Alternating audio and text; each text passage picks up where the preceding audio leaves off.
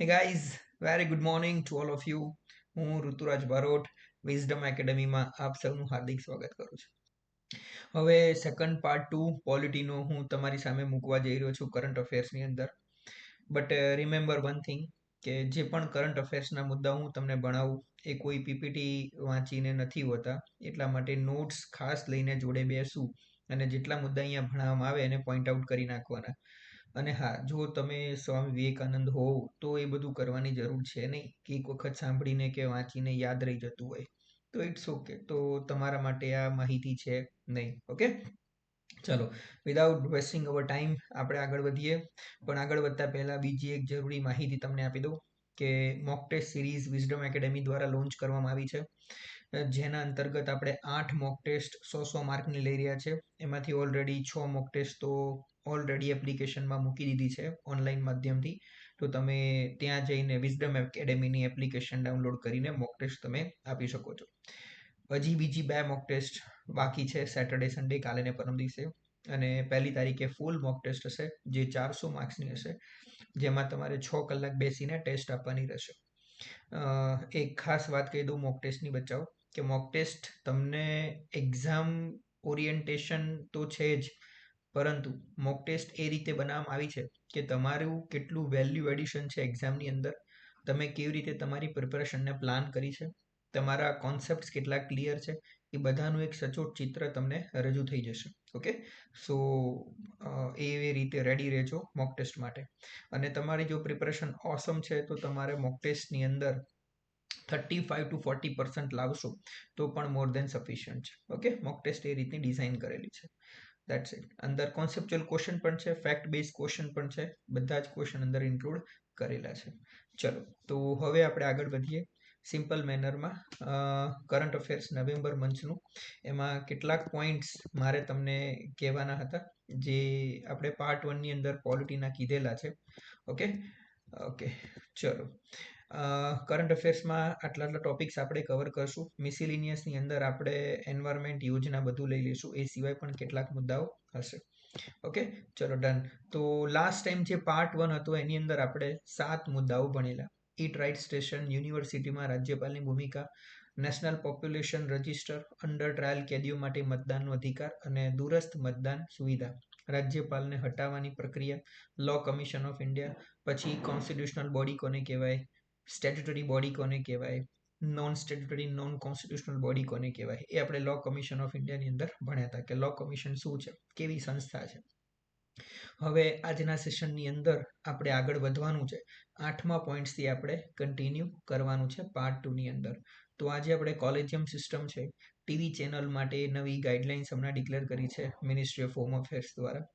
9th schedule શું છે એ જોઈશું આપણે. એકલવ્ય મોડલ, રેસિડેન્શિયલ સ્કૂલ શું છે ટ્રાઇબલ કોમ્યુનિટી માટે, સ્વામિત્વ યોજના જે છે એગ્રીકલ્ચર રૂરલની અંદર એસેટ્સને ક્લેરિફાઈ કરવા માટે, કોડિંગ કરવા માટે. તો એવી રીતે ઘણા બધા મુદ્દાઓ, જેમ કે જન્મ અને મૃત્યુની નોંધણી. તમે કોઈ બચ્ચું જન્મે ને જન્મનું પ્રમાણપત્ર આપણે લેવા જઈએ છીએ, એ મેન્ડેટરી બનાવી દીધું છે સરકારે ઘણી બધી જગ્યાઓ પર. ઓકે, ક્વાસી જ્યુડિશિયરી જે કોર્ટ છે એમાં રેગ્યુલેશન્સમાં અત્યારે શું રિસન્ટમાં ઇશ્યુઝ છે.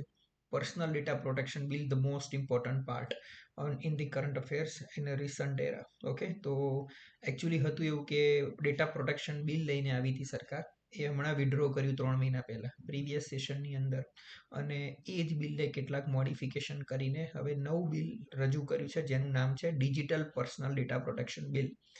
ડિજિટલ શબ્દ ઉમેર્યો છે અને એની જોગવાઈઓ શું છે આપણે ભણીશું. બીજું, રિલિજિયસ કન્વર્ઝન એટલે કે ધર્મ પરિવર્તન ઉપર અત્યારે સુપ્રીમ કોર્ટ બહુ સખ્ત થઈ ગઈ છે. એને લગતા લોસ શું છે, સેન્ટ્રલમાં કોઈ લોસ છે કે નહીં ધર્મ પરિવર્તન જો કોઈ કરાવે તો. એવી જ રીતે ડિજિટલ શક્તિ મહિલાઓ માટે 4.0, આ 4થું યર છે, એના targets, first phase, second phase, third phase, fourth phase, કેવી રીતે યોજના ઇમ્પ્લિમેન્ટ કરી શકાય એ મુદ્દા ઉપર આપણે ભણીશું. આવી રીતે જાહેર કચેરીઓ ધરાવતા લોકોની વાણીની સ્વતંત્રતા. પછી આસામ મેઘાલય સરહદનો વિવાદ, આ ખાસ ઇમ્પોર્ટન્ટ મુદ્દો છે. સુગમ્ય ભારત અભિયાન, આટલા મુદ્દા ઉપર આપણે ફોકસ કરીશું. ઓકે બચાવ. તો હવે આપણે સૌથી પહેલો પોઈન્ટ આપણે સ્ટાર્ટ કરીએ. સૌથી પહેલો પોઈન્ટનું નામ છે કોલેજિયમ સિસ્ટમ. 7 મુદ્દાઓ, 1 થી 7 મુદ્દાઓ મેં પ્રીવિયસ પાર્ટ 1ની અંદર ભણાવેલા છે. જેણે નથી જોયું એ લેક્ચરને જોઈ શકે છે. આજના સેશનની અંદર હું તમને ભણાવીશ કોલેજિયમ સિસ્ટમ. કોલેજિયમ સિસ્ટમ શું છે? તો તમે શબ્દથી પરિચિત હશો જ કે કોલેજિયમ સિસ્ટમ શું છે સુપ્રીમ કોર્ટની અંદર. તો જનરલી અત્યારે એકચ્યુઅલી પહેલા બેઝિક સમજાય દઉં પછી ડૂબાડું તમને. તો કોલેજિયમ સિસ્ટમ એવી પદ્ધતિ છે જેના અંતર્ગત સુપ્રીમ કોર્ટના જજની નિયુક્તિ કરવામાં આવે છે. તો તમને લાગે કે સર એકચ્યુઅલમાં સુપ્રીમ કોર્ટ જે છે એ તો કોન્સ્ટિટ્યુશનલ ઇન્સ્ટિટ્યૂટ છે, બંધારણીય સંસ્થા છે. તો બંધારણ સુપ્રીમ કોર્ટના જજ વિશે શું કહી રહી છે? તો બંધારણની અંદર તમારે ખાસ એક આર્ટિકલ યાદ રાખવાનો, આર્ટિકલ 124(2). આર્ટિકલ 124(2) જેમાં સુપ્રીમ કોર્ટના જજની નિયુક્તિ વિશેની વાત કરી છે. સુપ્રીમ કોર્ટના જજની નિયુક્તિ વિશેની વાત કરી છે. અને આર્ટિકલ 217 જ્યાં કોને લાગુ પડશે? યસ રાઈટ, હાઈકોર્ટના જજ.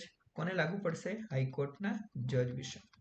તો હવે અહીંયા મુદ્દો એવો છે કે સર આ તો કોન્સેપ્ટ છે, આ તો સબ્જેક્ટની અંદર ભણવાનું આવે, ઓબ્વિયસ છે સબ્જેક્ટની અંદર ભણવાનું આવે.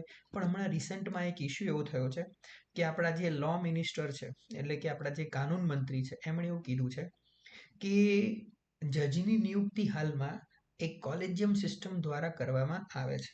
ઓકે, એમના દ્વારા કરવામાં આવે છે જેમાં સુપ્રીમ કોર્ટનું વર્ચસ્વ છે, બરોબર. બટ હરેક વખતે એવું નથી થતું, ધ્યાનથી સમજજો. હરેક વખતે એવું નથી થતું કે ફિટેસ્ટ પર્સન હોય સુપ્રીમ કોર્ટના જજ માટે એને જ નિયુક્ત કરવામાં આવે. આનો મતલબ એટલે હવે તમે ને હું આવું કોઈ સ્ટેટમેન્ટ બોલીએ તો એમાં એટલી કોન્ટ્રોવર્સી ના ક્રિએટ થાય. બટ જો લો મિનિસ્ટર જે છે, કાનૂન મંત્રી જે છે, જો એ આવું સ્ટેટમેન્ટ બોલે તો એની પાછળ ઘણા બધા વિવાદ થઈ જાય. ઓકે, એટલા માટે આ ટોપિકને આપણે ભણવો પડે કે એકચ્યુઅલમાં શું છે. તો કોલેજિયમ સિસ્ટમ એકચ્યુઅલી છે શું? તો સૌથી પહેલા કહી દઉં તમને કે કોલેજિયમ સિસ્ટમના માધ્યમથી સુપ્રીમ કોર્ટના જજની નિયુક્તિ કરવામાં આવે છે. શું કરવામાં આવે છે? સુપ્રીમ કોર્ટના જજની નિયુક્તિ કરવામાં આવે છે.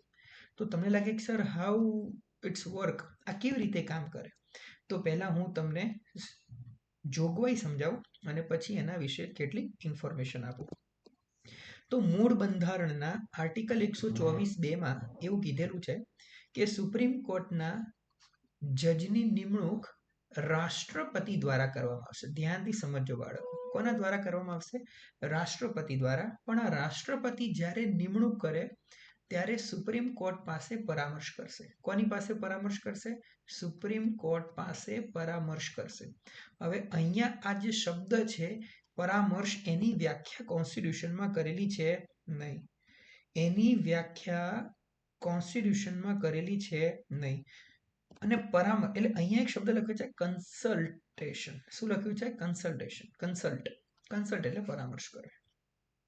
તો હવે તમને ખબર છે ને મને ખબર છે કે જ્યારે કોઈ શબ્દ અધૂરો હોય કોન્સ્ટિટ્યુશનની અંદર ત્યારે એની વ્યાખ્યા કોણ કરે? તો તમે કહેશો obvious sir supreme court itself, કારણ કે બંધારણની વ્યાખ્યા કરવાનો અધિકાર કોને છે? તો કે સુપ્રીમ કોર્ટને છે. તો શું સુપ્રીમ કોર્ટે આની ઉપર કોઈ વ્યાખ્યા કરી છે?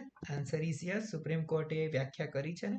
તો હું તમને સમજાવું હવે કે સુપ્રીમ કોર્ટે શું વ્યાખ્યા કરી છે. તો સુપ્રીમ કોર્ટે જે વ્યાખ્યા કરી છે એને આપણે 3 કેસમાં સમજી શકાય. કેટલા કેસમાં? 3 કેસમાં. પહેલો કેસ, બીજો કેસ અને ત્રીજો કેસ. ધ્યાનથી સમજજો, હું તમને સમજાઈ રહ્યો છું આ કોલેજિયમ સિસ્ટમનો ઉદ્ભવ કઈ રીતે થયો. ઓકે, એમાં પહેલો કેસ છે એ 1981માં છે, જેને કહેવાય ફર્સ્ટ જજીસ કેસ. શું કહેવાય છે? ફર્સ્ટ જજીસ કેસ. ફર્સ્ટ જજીસ કેસ. હવે એક સેન્ટેન્સ મેં તમને પહેલા પોલિટીમાં ભણાયેલું છે, એ હંમેશા યાદ રાખવાનું કે જ્યારે કેન્દ્રમાં સરકાર મજબૂત હોય ત્યારે સુપ્રીમ કોર્ટ જનરલી સામાન્ય રીતે લેન્ડમાર્ક વર્ડિક્ટ આપતી નથી, એટલે કે સીમાવર્તી ચુકાદાઓ આપતી નથી. અને કેન્દ્રમાં જ્યારે સરકાર ગઠબંધનવાળી હોય કે નબળી હોય, એટલે કે ટકાઉ ના હોય, ત્યારે સુપ્રીમ કોર્ટ એ લેન્ડમાર્ક વર્ડિક્ટ સામાન્ય રીતે ત્યારે આપતી હોય છે. આવો ઇતિહાસ જોઈને આપણને ખબર પડે. એની પાછળનું લોજિક શું? તો ગઠબંધનવાળી સરકાર હોય કે પછી નબળી સરકાર હોય, ધેટ મીન્સ કે પ્રોપર ડેમોક્રેસી નથી, એટલે કે જનતાનો પ્યોર સપોર્ટ મળેલો નથી. અને ડેમોક્રેસીની અંદર જનતાનો પ્યોર સપોર્ટ મળવો જરૂરી છે. એટલે સરકાર અને તમારી વચ્ચે કોણ ઊભું રહેશે? સુપ્રીમ કોર્ટ વધુ આગળ પડતી ઊભી રહેશે. તો 1981 ફર્સ્ટ જજીસ કેસ, તો તમે એઝ્યુમ કરો કે 1981માં કોની સરકાર છે, તો તમે કહેશો ઓબ્વિયસ છે સર, એ વખતે તો ઇન્દિરા ગાંધી મેડમની સરકાર. ઇન્દિરા ગાંધી મેડમ કેવા, તો કે મજબૂત સરકાર. તો સુપ્રીમ કોર્ટ લેન્ડમાર્ક વર્ડિક્ટ નહીં આપે. Gate my point? એટલે શું કીધું?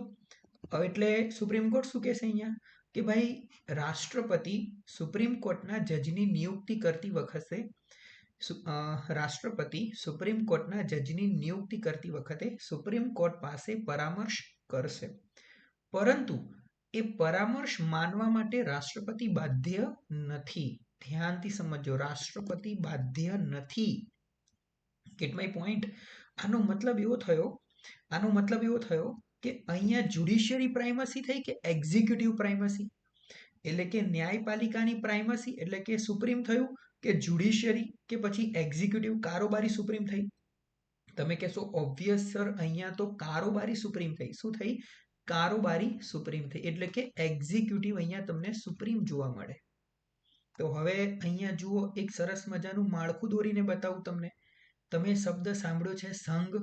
સંઘના 3 પાયા, એક છે સંસદ, એક છે કારોબારી અને એક છે ન્યાયપાલિકા. ધ્યાનથી સમજો. હવે સંસદને બોલાવવાનું કામ કરે આ ત્રણેયની ઉપર કોણ? રાષ્ટ્રપતિ. સંસદને બોલાવવાનું કામ કોણ કરે? રાષ્ટ્રપતિ. સંસદનું સત્રાવસાન કરવાનું કામ કોણ કરે? રાષ્ટ્રપતિ. કારોબારીની તમામ માહિતી કે તમામ કાર્ય કોના અંતર્ગત ચાલે? તો કોના નામે ચાલે? તો કે રાષ્ટ્રપતિ. ઇવન સુપ્રીમ કોર્ટના જજની નિયુક્ત કોણ કરે? તો કે રાષ્ટ્રપતિ. Gate my point? એટલે રાષ્ટ્રપતિ ભારતમાં કેવા? તો કે સર્વોચ્ચ.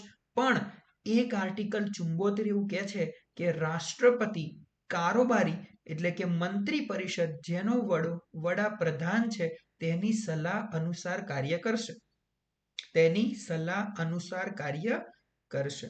આનો મતલબ એવો થાય કે રાષ્ટ્રપતિ તમામ પ્રકારના કાર્યો કરવા માટે કોને બાધ્ય છે? તો કે મંત્રી પરિષદ. એટલે તમે જનરલી જુઓ કે સંસદ રાષ્ટ્રપતિથી ચાલે, પણ એકચ્યુઅલમાં કોનાથી ચાલે? તો કે કારોબારી. કારોબારી ઇટસેલ્ફ એ ન્યાયપાલિકા પણ કોના થ્રુ? તો કે એપોઇન્ટમેન્ટથી લઈને તો કે મંત્રી પરિષદ. તો હવે સુપ્રીમ કોર્ટે પણ માની લીધું 1981માં ફર્સ્ટ જજીસ કેસમાં કે યસ, ન્યાયપાલિકા જે છે એના જે જજીસ છે સુપ્રીમ કોર્ટના, એની નિયુક્તિ માટે રાષ્ટ્રપતિ પરામર્શ કરે તો એ પરામર્શ માનવા બાધ્ય નથી. એટલે એકચ્યુઅલમાં કોણ નિયુક્તિ કરી રહ્યું છે? મંત્રી પરિષદ. પણ હવે તમે જુઓ, સિચ્યુએશન ચેન્જ થશે. 1993, 12 વર્ષ પછી 1993 સેકન્ડ જજીસ કેસ, સેકન્ડ જજીસ કેસ. હવે જુઓ સરકાર કેવી? પીવી નરસિંહ રાવ. કેવી સરકાર? ઓબ્વિયસ ગઠબંધન વાળી. તો અહીંયા સુપ્રીમ કોર્ટ શું કરશે? હાવી થવાનો પ્રયત્ન કરશે. તો સેકન્ડ જજીસ કેસમાં શું કહે છે સુપ્રીમ કોર્ટ? તો કહે છે કે હવે એક કામ કરો, જ્યારે તમે સુપ્રીમ કોર્ટના જજની નિયુક્તિ કરતા હોય ત્યારે રાષ્ટ્રપતિ સુપ્રીમ કોર્ટ પાસે પરામર્શ કરશે. Gate my point? Supreme court પાસે પરામર્શ કરશે અને સુપ્રીમ કોર્ટની સલાહ માનવા માટે કેવું છે? બાધ્ય. Get my point? જેમ ઇન્દિરા ગાંધી મેડમે, ધ્યાનથી સમજો, ઇન્દિરા ગાંધી મેડમે કારોબારીની સલાહ માનવા માટે રાષ્ટ્રપતિને બાધ્ય કર્યા, એવી જ રીતે સુપ્રીમ કોર્ટે જજની નિયુક્તિ બાબતે રાષ્ટ્રપતિને માનવા માટે કેવા કર્યા? બાધ્ય કરી દીધા. Gate my point? ખબર પડે કે ના પડે? That's it. તો તમને એવું પૂછે કે સુપ્રીમ કોર્ટનું પરામર્શ માનવા માટે બાધ્ય ક્યારથી છે? તો સેકન્ડ જજીસ કેસ પરામર્શ માનવા માટે. પણ અહીંયા એક જોગવાઈ એવી કરી, ધ્યાનથી સમજો, અહીંયા એક જોગવાઈ એવી કરી કે જ્યારે રાષ્ટ્રપતિ, શબ્દ સુપ્રીમ કોર્ટ છે એટલે એકલા ચીફ જસ્ટિસ ઓફ ઇન્ડિયા ના હોય. સમજો, અહીંયા શબ્દ કયો છે? Supreme court. એટલે જ્યારે રાષ્ટ્રપતિ પરામર્શ કરશે કોની જોડે? સુપ્રીમ કોર્ટ પાસે. શેના બાબતે? તો કે જજોની નિયુક્તિ બાબતે. તો શું થશે? તો કે એક ચીફ જસ્ટિસ ઓફ ઇન્ડિયા અને 2 વરિષ્ઠ જજ હશે. 2 વરિષ્ઠ જજ એટલે 3 જજોનું બનાયેલું કોલેજિયમ. Get my point? 3 જજોનું બનાયેલું કોલેજિયમ હશે. કયો શબ્દ આવ્યો? કોલેજિયમ. આ જે સલાહ આપે રાષ્ટ્રપતિને જજની નિયુક્તિ બાબતે, એ માનવા માટે કેવા છે? બાધ્ય છે. કેવા છે? બાધ્ય છે. Easy concept? મગજમાં ઉતરી ગયો? Yes or no? That's it. તો હવે આ કોલેજિયમ પ્રમાણે રાષ્ટ્રપતિ સલાહ માનવા સુપ્રીમ કોર્ટની કેવા થઈ ગયા? બાધ્ય. પણ હવે અહીંયા એક્ઝિક્યુટિવનું પત્તું કપાઈ ગયું. તમે સમજો, એક્ઝિક્યુટિવનું પત્તું કપાઈ ગયું જજની નિયુક્તિ બાબતે. Gate my point? તો હવે થશે શું? એક્ઝિક્યુટિવને ગમશે? નહીં ગમે. એટલે એક્ઝિક્યુટિવે 1996-97માં સુપ્રીમ કોર્ટ પાસે રાષ્ટ્રપતિ થ્રુ આર્ટિકલ 143 અંતર્ગત સલાહ માંગી. શું માંગી? સલાહ માંગી. આર્ટિકલ 143 કારોબારી એટલે કે રાષ્ટ્રપતિ સુપ્રીમ કોર્ટ પાસે સલાહ માંગી શકે. અને જ્યારે રાષ્ટ્રપતિથી સુપ્રીમ કોર્ટ પાસે સલાહ માંગવામાં આવે ત્યારે સુપ્રીમ કોર્ટ બંધારણીય બેન્ચ બેસાડે. આ યાદ રાખજો. સુપ્રીમ કોર્ટની કઈ બેન્ચ બેસે? બંધારણીય બેન્ચ બેસે. અને આ બેન્ચની અંદર બંધારણીય બેન્ચ મિનિમમ 5 સદસ્યોની હોય. કેટલા સદસ્યોની હોય? મિનિમમ 5 સદસ્યોની હોય. તો હવે મોસ્ટ ઇમ્પોર્ટન્ટ ત્રીજો કેસ, કેસ નંબર 3, થર્ડ જજીસ કેસ. કયો કેસ? થર્ડ જજીસ કેસ. આ ખાસ યાદ રાખજો બચ્ચાઓ. થર્ડ જજીસ કેસ 1998માં 1998માં થર્ડ જજીસ કેસ થઈ ગયો. આ થર્ડ જજીસ કેસની અંદર સુપ્રીમ કોર્ટે કીધું કે ઓકે, પણ તમને લાગે સર સલાહ શું માંગી રાષ્ટ્રપતિ? તો રાષ્ટ્રપતિએ સલાહ એવી માંગી કે મને જ્યારે તમે નામ મોકલો છો, સુપ્રીમ કોર્ટના જજના મને જ્યારે તમે નામ મોકલો છો, ત્યારે ચીફ જસ્ટિસ ઓફ ઇન્ડિયા શું આ બે વરિષ્ઠ જજની વાત માનવા માટે બાધ્ય છે? Gate my point? રાષ્ટ્રપતિ એવું પૂછી રહ્યા છે સુપ્રીમ કોર્ટને કે તમારું જે કોલેજિયમ છે, મને જે નામ મોકલે છે, એમાં આ જે બે વરિષ્ઠ જજ છે, આ બે વરિષ્ઠ જજની વાત માનવા ચીફ જસ્ટિસ ઓફ ઇન્ડિયા બાધ્ય છે? કે એક જણ હા પાડે, એક જણ ના પાડે? શું અહીંયા ડિસિઝન બહુમતીથી લેવાય છે? તમે ક્લેરિફાય તો કરો. એ ક્લેરિફાય કરવા માટે 1998માં સુપ્રીમ કોર્ટે એક ચુકાદો આપ્યો થર્ડ જજીસ કેસમાં, જેમાં સુપ્રીમ કોર્ટે કીધું કે એક ચીફ જસ્ટિસ ઓફ ઇન્ડિયા અને 4 વરિષ્ઠ જજ, આ 5 સદસ્યોનું બનાયેલું કોલેજિયમ હશે. શું હશે? કોલેજિયમ. અને આમાંથી કોઈ 2 સદસ્ય પણ ના પાડે કોઈ નામ માટે, તો રાષ્ટ્રપતિ એની વાત માનવા બાધ્ય નથી. આનો મતલબ 5માંથી 1 જણ ના પાડે તો ચાલે કે ભાઈ આ નામની નિયુક્તિ ના કરો. બાકી જો 5માંથી 4 જણાએ હા પાડી દીધી તો પછી એની નિયુક્તિ કરવામાં આવે. Gate my point? તો આ છે કોલેજિયમ સિસ્ટમ. આ કોલેજિયમ સિસ્ટમ. પણ અહીંયા સમસ્યા શું છે લો મિનિસ્ટરને? તો લો મિનિસ્ટર શું કહે છે? પહેલા કારોબારી એટલે કે રાષ્ટ્રપતિ મંત્રી પરિષદની સલાહથી પરામર્શ કરતા હતા અને સુપ્રીમ કોર્ટના જજની નિયુક્તિ કરતા હતા. હવે સુપ્રીમ કોર્ટ ઇટસેલ્ફ નિમણૂક કરી રહી છે. ખબર પડે છે? એટલે નેપોટિઝમ વધવાનો શું કહેવાય કે ચાન્સીસ છે. ભાઈ ભતીજાવાદ ક્યાં આગળ? સુપ્રીમ કોર્ટમાં. કેમ? કારણ કે કોલેજિયમ એટલે અહીંયા ફક્ત ને ફક્ત સદસ્યો કયા? ફક્ત ને ફક્ત સદસ્યો કયા? તો કે સુપ્રીમ કોર્ટના. Is it fair? Is it fair procedure? Okay. તો હવે 2014માં કોણ આવે? 1998 પછી હવે મજબૂત સરકાર ક્યારે આવે છે? 2005માં મનમોહન સિંહ, તો ગઠબંધન વાળી સરકાર. 2009માં ગઠબંધન વાળી સરકાર. 2014 કયું યર છે? 2014. 2014માં મોદી સરકાર આવે છે. અને મોદી સરકાર આવીને આ મુદ્દા ઉપર વિચારે છે. એટલે મોદી સરકાર અહીંયા એક નવું બિલ લઈને આવે છે જેનું નામ છે એનજેક, નેશનલ જ્યુડિશિયરી એપોઇન્ટમેન્ટ કમિટી. હું બહુ બ્રીફમાં સમજાઈ રહ્યો છું, ઘરેથી તમારે ડિટેલમાં વાંચવાનું. એનજેક, નેશનલ જ્યુડિશિયરી એપોઇન્ટમેન્ટ કમિટી, જજોની નિયુક્તિ બાબતે. આ 6 સદસ્યોની બનેલી કમિટી બનાવો. કે કેટલા સદસ્યોની બનેલી? 6 સદસ્યોની કમિટી હશે જે જજની નિયુક્તિ કરશે. જેમાં 3 સદસ્યો હશે સુપ્રીમ કોર્ટના, એક ચીફ જસ્ટિસ ઓફ ઇન્ડિયા અને 2 વરિષ્ઠ જજ. આ 3 સદસ્યો. ચોથો સદસ્ય હશે લો મિનિસ્ટર. કાનૂન મંત્રી અને જે બીજા 2 સદસ્યો વધ્યા, આ 2 સદસ્યો, આની નિમણૂક એક પેનલ દ્વારા કરવામાં આવશે. પેનલ એમાં હશે એક વડાપ્રધાન, એક વિપક્ષના નેતા અને ચીફ જસ્ટિસ ઓફ ઇન્ડિયા. આ બહુમતીથી આ 2 સદસ્યોની નિમણૂક કરવાની, જે લો અને વહીવટી બાબતોમાં નિષ્ણાંત હોય. આ 6 સદસ્યોની બનેલી કમિટી, જેને કહેવાશે નેશનલ જ્યુડિશિયરી એપોઇન્ટમેન્ટ કમિટી, આ નિયુક્તિ કરશે સુપ્રીમ કોર્ટના જજની, હાઈકોર્ટના જજની.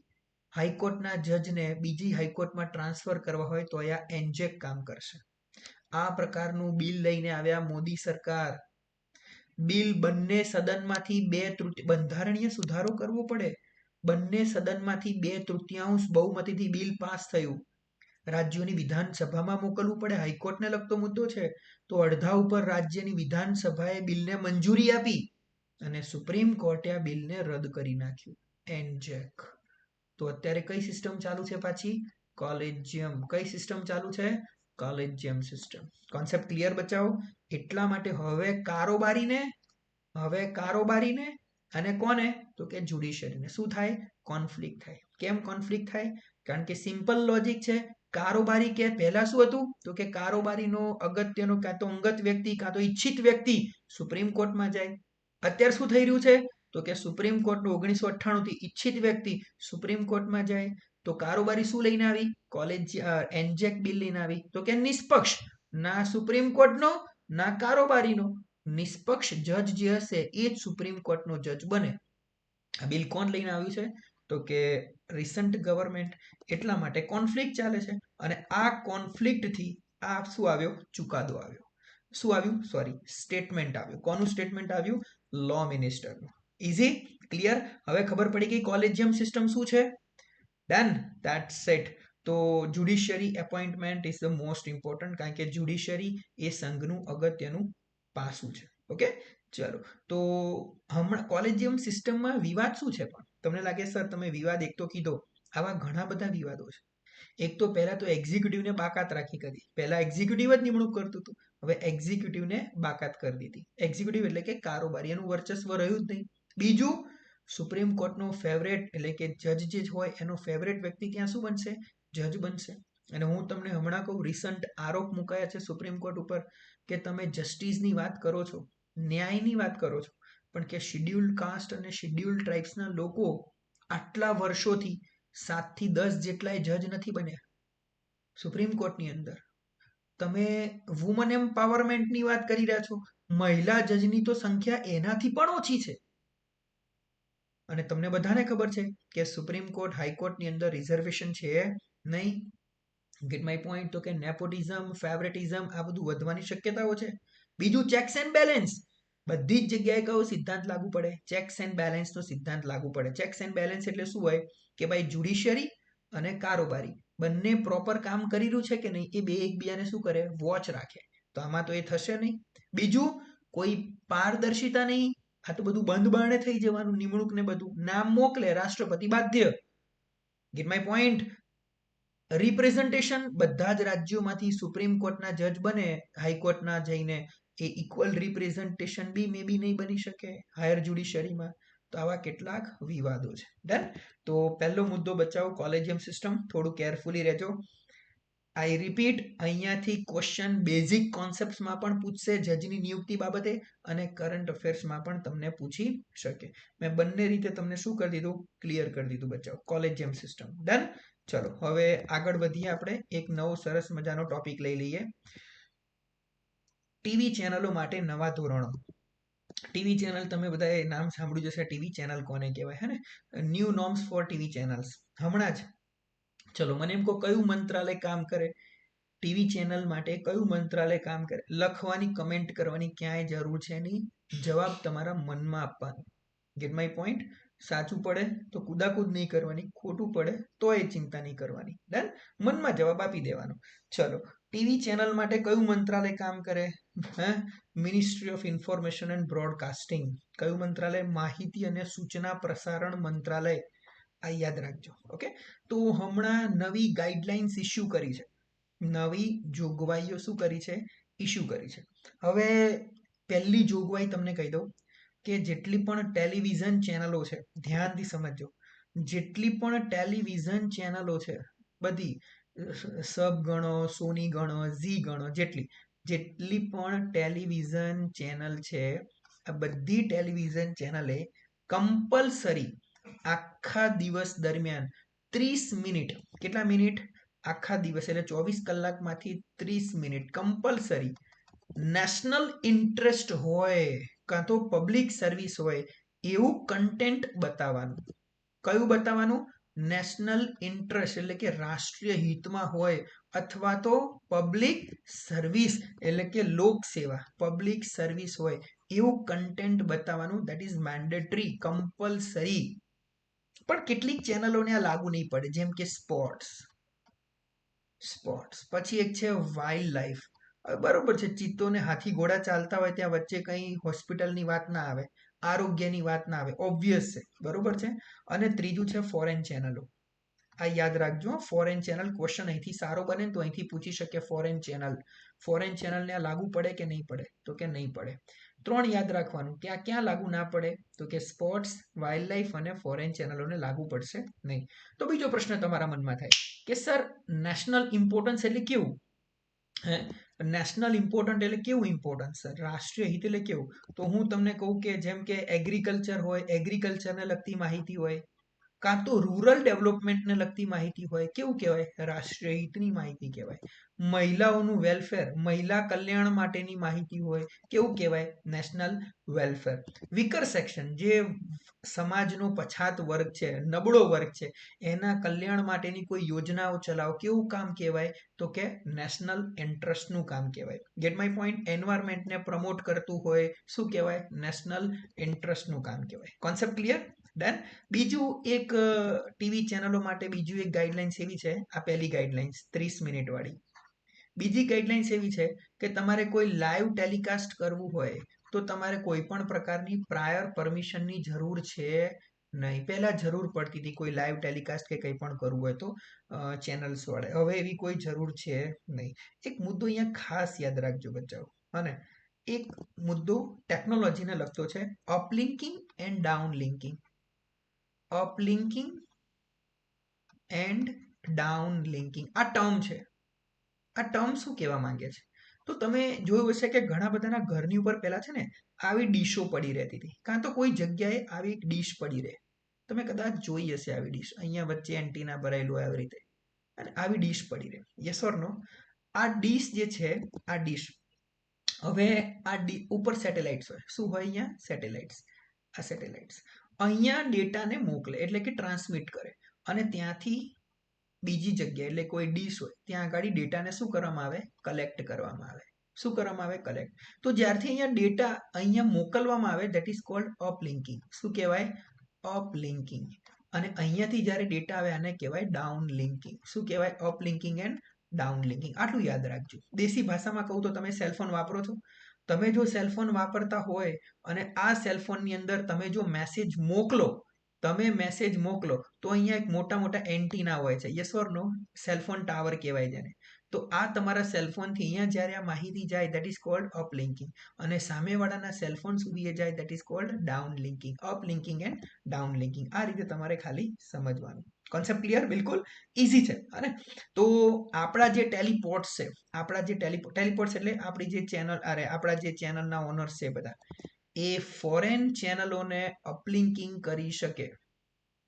ફોરેન ચેનલને અપલિંકિંગ માટે પોતાનું પ્લેટફોર્મ પૂરું પાડી શકે. જેમ કે બીબીસી છે, હવે બીબીસીને આપણો સેટેલાઇટ જોઈએ છે અપલિંકિંગ કરવા માટે, તો આપણા અહીંયા જે ઓનર છે એના, એટલે કે શું કહેવાય? ટેલિપોર્ટ્સ કહેવાય. શું કહેવાય? ટેલિપોર્ટ.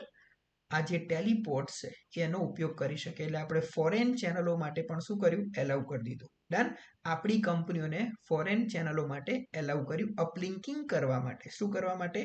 અપલિંકિંગ કરવા માટે. આનાથી શું થશે? ઘણા બધા એમ્પ્લોયમેન્ટ ભારતમાં જનરેટ થશે, કારણ કે બહારની ટીવી ચેનલો બધું અપલિંકિંગ માટે આપણને એક પ્લેટફોર્મ આપશે, જે ટેલિપોર્ટ હબ બની શકે. આપણે શું બની શકીએ?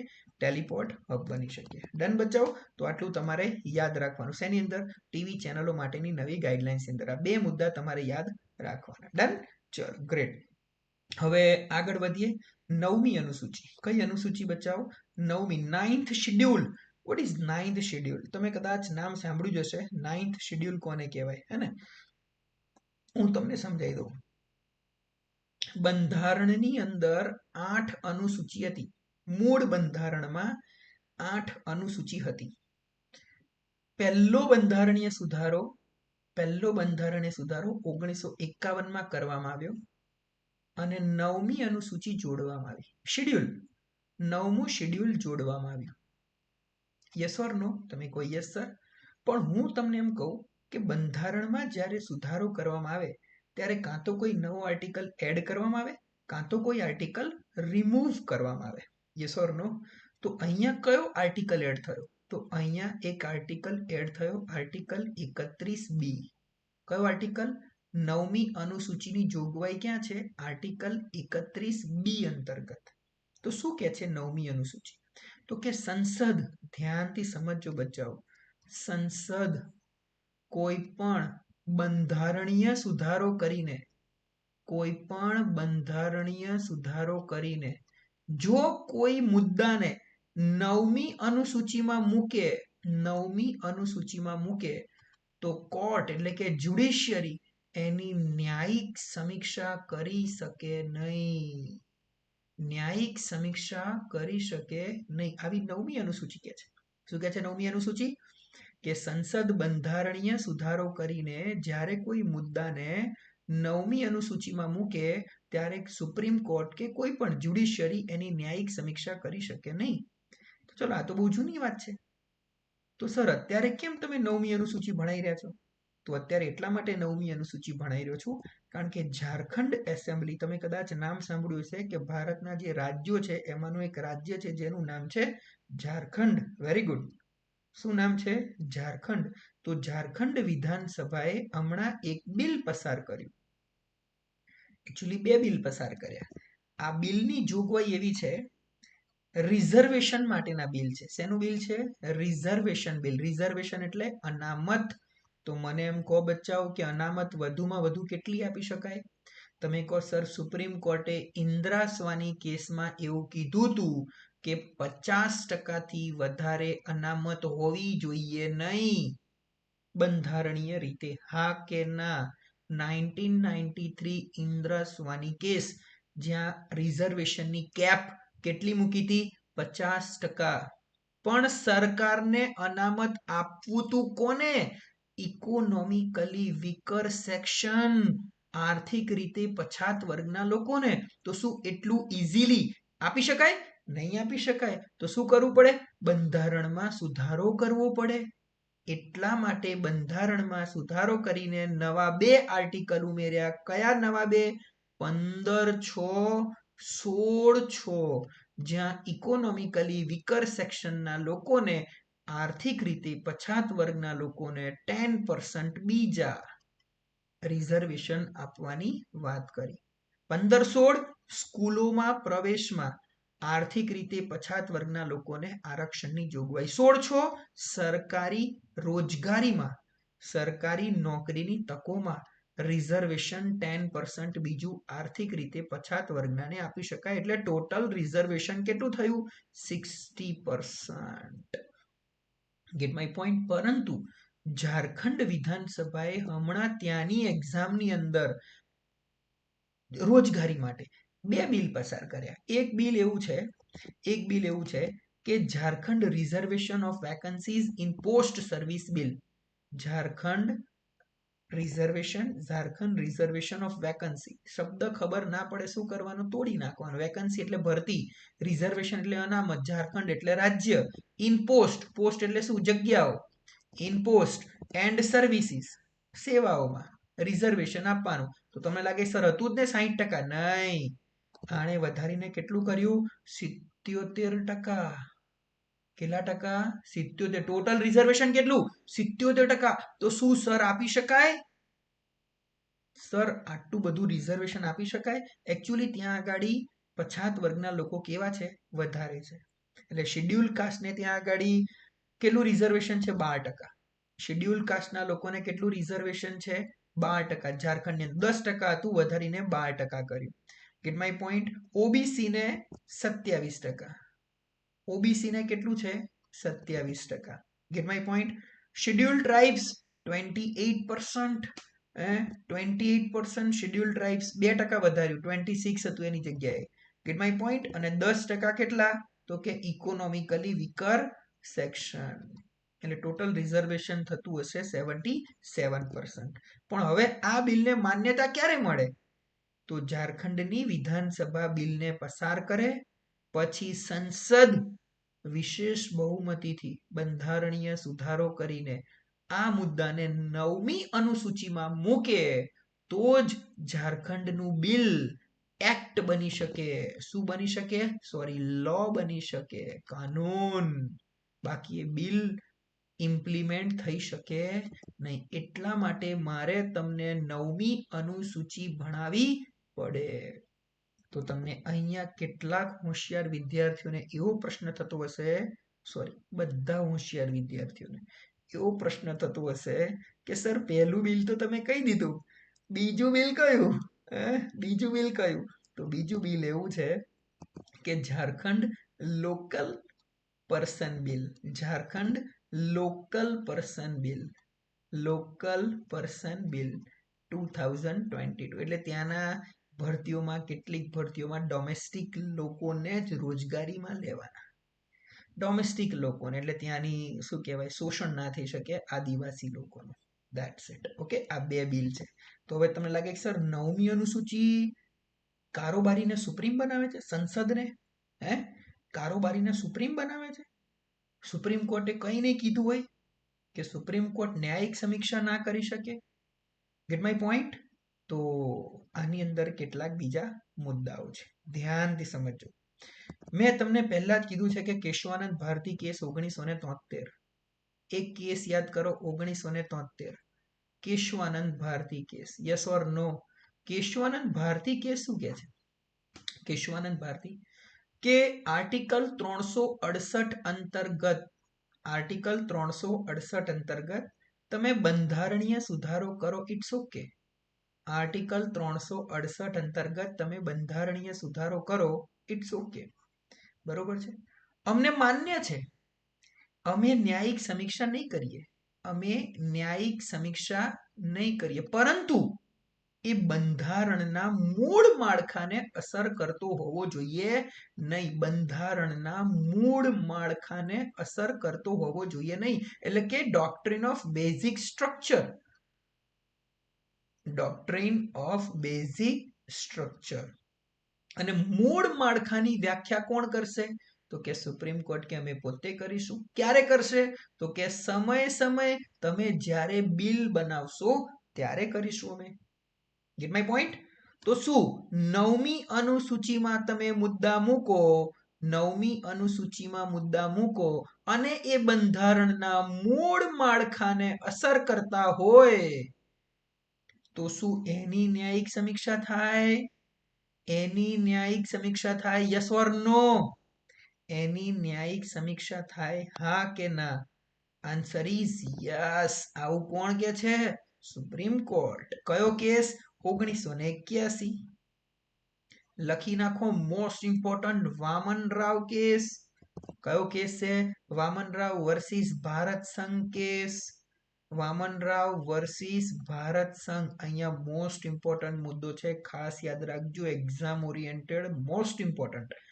વામન રાવ કેસમાં સુપ્રીમ કોર્ટ એવું કહે છે કે 24 એપ્રિલ 1973, 24 એપ્રિલ 1973 આ કેશવાનંદ ભારતી કેસનો ચુકાદો હતો.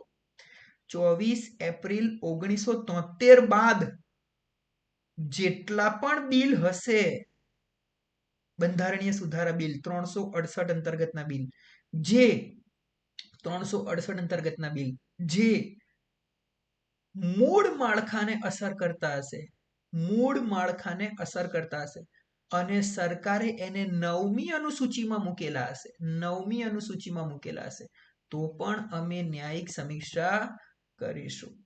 તો પણ અમે ન્યાયિક સમીક્ષા કરીશું. કોણ કે છે આવું? આવું કોણ કે છે? Supreme court. કયા કેસમાં? વામન રાવ કેસમાં. કયા કેસમાં? વામન રાવ કેસમાં. કોન્સેપ્ટ ક્લિયર બચાવો એકદમ. હજી મોસ્ટ ઇમ્પોર્ટન્ટ કેસ ખાસ સમજો, IR Coelho versus state of Tamil Nadu. ત્રીજો case IR Coelho, IR Coelho, IR Coelho case versus Tamil Nadu. કયું વર્ષ? 2007. 2007. શું કે છે સુપ્રીમ કોર્ટ? 1973 પછીના પણ ખરી, 1973 પહેલાના પણ ખરી. એવો કોઈ કાનૂન સરકારે બનાવ્યો હશે 368 અંતર્ગત અને 9મી અનુસૂચિમાં મૂકેલો હશે અને જો બંધારણના મૂળ માળખાને અસર કરતો હશે તો અમે ન્યાયિક સમીક્ષા કરીશું. IR Coelho case. તો બે કેસ તમારે યાદ રાખવાના, એક વામન રાવ અને આઈઆર કોલ્હો, કે 9મી અનુસૂચિ અંતર્ગત કોઈ પણ પ્રકારનો મુદ્દો મૂક્યો હોય 368 બંધારણમાં સુધારો કરીને તો ન્યાયિક સમીક્ષા સુપ્રીમ કોર્ટ કરશે, પરંતુ 1973 પછીનો કાનૂન હોવો જોઈએ. આઈઆર કોલ્હો કે શું કે છે? કોઈ પણ 73 પહેલાનો હોય કે પછીનો હોય, ભલે અનુસૂચિ 9માં મૂક્યો હોય, અમે ન્યાયિક સમીક્ષા કરીશું જો એ મૂળ માળખાને અસર કરતો હશે. That's it. ઓકે, તો ઝારખંડ વિધાનસભાએ જે બિલ પસાર કર્યું છે એને 9મી અનુસૂચિમાં મૂકે તો જ ઇમ્પ્લિમેન્ટ થઈ શકે. તમને લાગે સર આવું ક્યાંય પહેલા થયેલું છે? ઓબ્વિયસ થયેલું છે ને. ક્યાં થયેલું છે? તમિલનાડુ. તમિલનાડુ, યસ. તમિલનાડુની અંદર કેટલું રિઝર્વેશન છે? 69%. 69%. તો 1993માં સંસદે તમિલનાડુનું જે રિઝર્વેશન છે એનું બિલ પસાર કરીને 9મી અનુસૂચિમાં મૂકી દીધેલું. એટલા માટે અત્યારે તમિલનાડુ પાસે 69% રિઝર્વેશન છે. કોન્સેપ્ટ ક્લિયર બચાવો? ડન. એ પણ ત્યાંની સ્ટેટ પીસીએસમાં, હો ને, ધ્યાનથી સમજો, સ્ટેટ પીસીએસમાં 69% રિઝર્વેશન. ડન. ચલો, ધેટ્સ ઇટ. આગળ નવો મુદ્દો સરસ મજાનો ભણાવું તમને. Eklavya model residential schools. કયો મુદ્દો છે? Eklavya model residential school. તો એક તો આ યોજના છે એકલવ્ય, ઓકે, જેના અંતર્ગત સરકાર 740 જેટલી એકલવ્ય મોડલ રેસિડેન્શિયલ સ્કૂલ સ્થાપવા જઈ રહ્યું છે. કેટલી? 740. કોના માટે? Only for schedule tribe students. કોના માટે? Only for schedule tribe student. આ યોજના છે, ઘેરથી ડિટેલમાં કરવાની, હું સરસ મજાનું બ્રીફ આપી દઉં. આ યોજના શરૂ થઈ હતી 1997-98માં. ક્યારે શરૂ થઈ હતી? 97-98માં. કયું મંત્રાલય ચલાવે છે? ઓબ્વિયસ છે, ટ્રાઇબલ મિનિસ્ટ્રી ચલાવે છે. શું છે આનો એમ શું છે, ઉદ્દેશ્ય શું છે? તો કે જવાહર નવોદય વિદ્યાલય, તમે નામ સાંભળ્યું છે, કેન્દ્રીય વિદ્યાલય, આવી વિદ્યાલયો બનાવવાની દરેક રાજ્યમાં. કોના માટે? ટ્રાઇબલ કોમ્યુનિટી માટે. કોર્સ કયો? CBSE, central board of schooling education, CBSE. Done. Concept clear? બિલકુલ.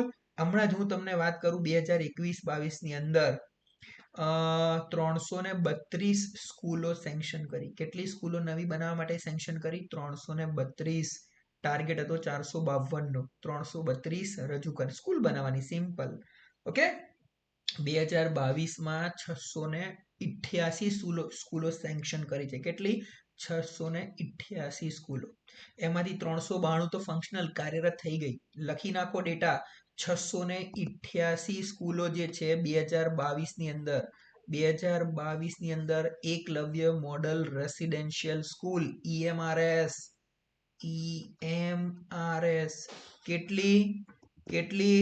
688. આ ટાર્ગેટ હતો બનાવવાનો. સેન્કશન થઈ ગઈ 688, સોરી. શું થઈ ગઈ? 688 સેન્કશન થઈ ગઈ. સેન્કશન થઈ ગઈ. આમાંથી કાર્યરત કેટલી થઈ ગઈ? 392. આ જ વર્ષે 392 તો ફંક્શનલ. તમે સમજી શકો કામ કેટલું સ્પીડમાં થઈ રહ્યું છે. Concept clear? ડન. બિલકુલ. That's it. 392. ડન. ઓકે, ચલો. ઓકે, તો આટલું થોડું એકલવ્ય મોડલ વિશે થોડું તમે મગજમાં ઉતારી દેજો. આમાં પણ ઘણી બધી શું કહેવાય પડકારો પણ છે અને બચાવો. જમીન એક્વાયર્ડ કરવાના, પછી પોપ્યુલેશન ક્રાઇટેરિયા આટલું હોવું જોઈએ, પછી ટીચરોની શોર્ટેજ છે, આવા ઘણા બધા સમસ્યાઓ પણ છે. બટ સમસ્યાઓને ટેકલ કરવી એ શું કહેવાય મેઇન થીમ કહેવાય બચાવો. ડન. ચલો આગળ વધીએ. સરસ મજાનો પોઈન્ટ હું તમને સમજાવું. હવે જોઈએ એક સરસ મજાનો પોઈન્ટ, સ્વામિત્વ યોજના. આ સ્વામિત્વ યોજના થોડુંક ફોકસ કરજો સ્વામિત્વ યોજના ઉપર. હમણાં જ હું તમને કહું સ્વામિત્વ યોજના છે ને કોના માટે છે? ચલો એની ગેસ. સ્વામિત્વ યોજના કોના માટે છે? લોજિક લગાવી શકાય? હા, સ્વામિત્વ યોજના જે છે, સ્વામિત્વ યોજના એ એકચ્યુઅલી ગ્રામીણ વિસ્તારની અંદર રૂરલ એરિયામાં તમને ખબર છે ને કે ખેડૂતોને બધાને જમીન હોય, એના ડેટા નક્કી કરવા 7/12 ના હક પત્રક હોય, એના જમીનનો ડેટા, તો એના માટેની આ યોજના છે કે ડેટા પરફેક્ટ ભેગો કરવાનો. કોનો? તો કે રૂરલ વિસ્તારની અંદર ત્યાં જે એસેટ છે જે લોકોની, એનું ડેટા. હવે આ યોજનાનું મેઇન થીમ શું છે? યસ, આ યોજનાનું મેઇન થીમ શું છે? તો સ્વામિત્વ યોજના એકચ્યુઅલી છે શું? તો કે પંચાયતી રાજ મંત્રાલય જે છે, ગ્રામીણ પંચાયતી રાજ મંત્રાલય, એ એકચ્યુઅલી આ નોડલ એજન્સી છે આ યોજના ચલાવવા માટે. ઓકે. હવે સ્વામિત્વનું ફૂલ ફોર્મ લખી નાખજો. સ્વામિત્વનું ફૂલ ફોર્મ શું છે? તો સ્વામિત્વ યોજનાનું ફૂલ ફોર્મ છે સર્વે ઓફ વિલેજીસ. સર્વે શબ્દ ઉપરથી તમને આઈડિયા આવી જશે. Survey of villages and mapping with improvised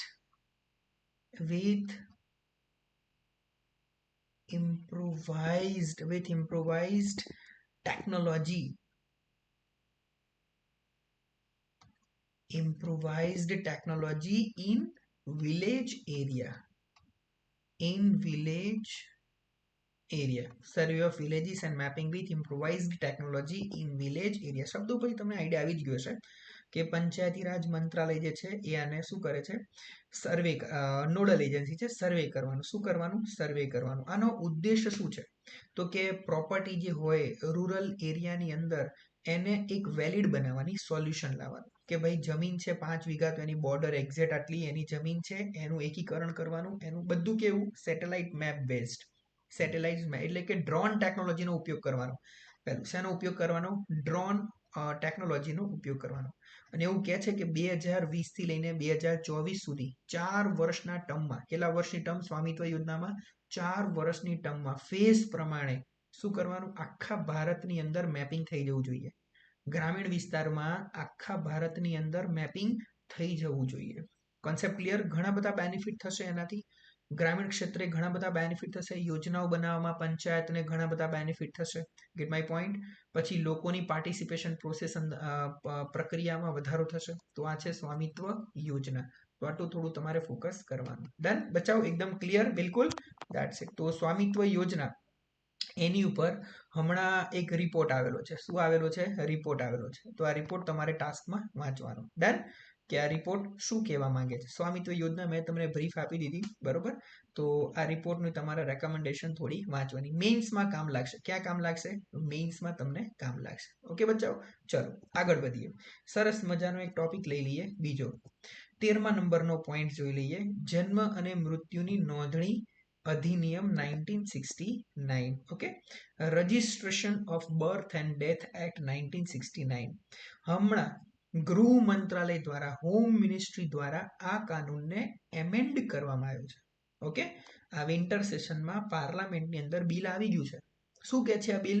તો આ બિલની અંદર એવી જોગવાઈ છે કે બર્થ સર્ટિફિકેટને મેન્ડેટરી બનાવ્યું છે. કયું? જન્મનું પ્રમાણપત્ર. કેમ મેન્ડેટરી? થોડીક વાર રહીને સમજાવું. જન્મનું પ્રમાણપત્ર, તમે જ્યારે બચ્ચું જન્મ ને પ્રમાણપત્ર કઢાવો, બર્થ સર્ટી કરાવો, એ મેન્ડેટરી છે. એ કમ્પલસરી. એટલે કઢાવવું કમ્પલસરી નહીં. ક્યાં ગાડી કમ્પલસરી કરી દીધું? તો એજ્યુકેશન ઇન્સ્ટિટ્યૂટ એટલે કે શૈક્ષણિક સ્કૂલ એટલે કે સ્કૂલોમાં પ્રવેશ લેવા માટે જન્મનું પ્રમાણપત્ર કમ્પલસરી. લખી નાખો. વોટર લિસ્ટ એટલે તમારે મતદાર યાદીમાં નામ નોંધાવવું હોય કે ચૂંટણી કાર્ડ કઢાવવું હોય તો જન્મનું પ્રમાણપત્ર કમ્પલસરી. કેન્દ્ર કે રાજ્યની કોઈ પણ નોકરી લેવી હોય તો જન્મનું પ્રમાણપત્ર કમ્પલસરી. પાસપોર્ટ નીકાળવો હોય તો એ જન્મનું પ્રમાણપત્ર કમ્પલસરી. ડ્રાઇવિંગ લાયસન્સ નીકાળવું હોય, ડીએલ, પાસપોર્ટ, આ બધામાં શું થઈ ગયું? જન્મનું પ્રમાણપત્ર કમ્પલસરી કરી નાખ્યું આ એક્ટ અંતર્ગત. Concept clear? આ પહેલો પોઈન્ટ. હવે ડેથ સર્ટિની વાત કરીએ. કોઈ પણ હોસ્પિટલ હોય કે મેડિકલ ઇન્સ્ટિટ્યૂટ હોય એને ડેથ સર્ટિફિકેટની કોપી પ્રોવાઈડ કરવાની, ધેટ ઇઝ મેન્ડેટરી. આ શું થઈ ગયું? મેન્ડેટરી થઈ ગયું. ઓકે, આટલો મુદ્દો યાદ રાખવાનો. તમને લાગે કે સર બચ્ચું જન્મે ભારતની અંદર કેટલા બચ્ચાઓ રજીસ્ટર્ડ થાય છે? બધાના જન્મના પ્રમાણપત્ર નીકળે છે? તો હું તમને ડેટા આપી દઉં, લખી નાખો. 2010 નો ડેટા છે 82% લોકો. 2010માં કેટલા ટકા લોકો? 82% લોકો એવા હતા જેમનું જન્મનું પ્રમાણપત્ર આપણી પાસે અવેલેબલ છે સરકાર જોડે. અને 2019 ની અંદર આ ડેટા વધીને થયો 92.7%. 2019માં કેટલો? 92.7% લોકો જે છે જેને જન્મનું પ્રમાણપત્ર કઢાય. આ ઓનલાઈન પણ નીકળે. હવે આ ઓનલાઈન પણ નીકળે. ડન બચાવ. આનાથી થશે શું? આનાથી થશે શું?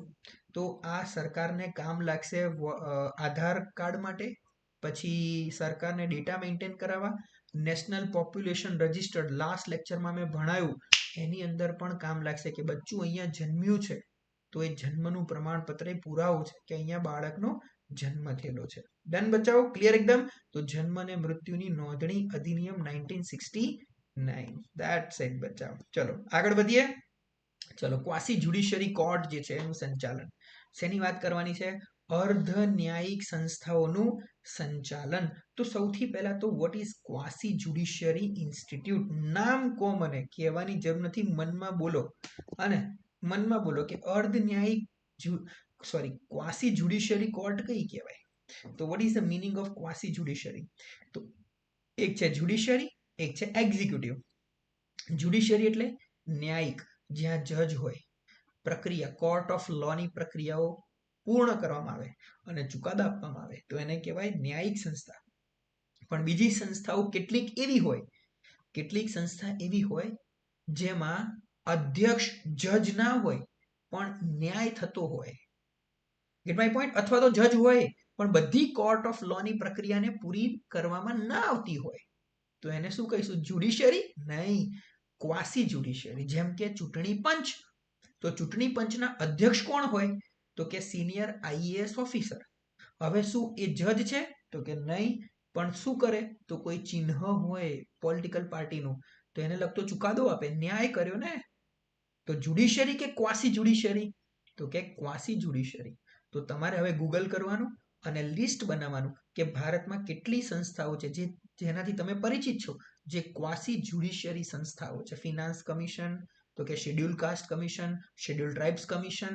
Gate my point? કેવી સંસ્થાઓ છે? ક્વાસી જ્યુડિશિયરી સંસ્થાઓ. સમન મોકલાઈ શકે. Concept clear? બિલકુલ ડન. તો ક્વાસી જ્યુડિશિયરી કોર્ટ જે છે એમાં અત્યારે રિસન્ટ ઇશ્યુ શું છે?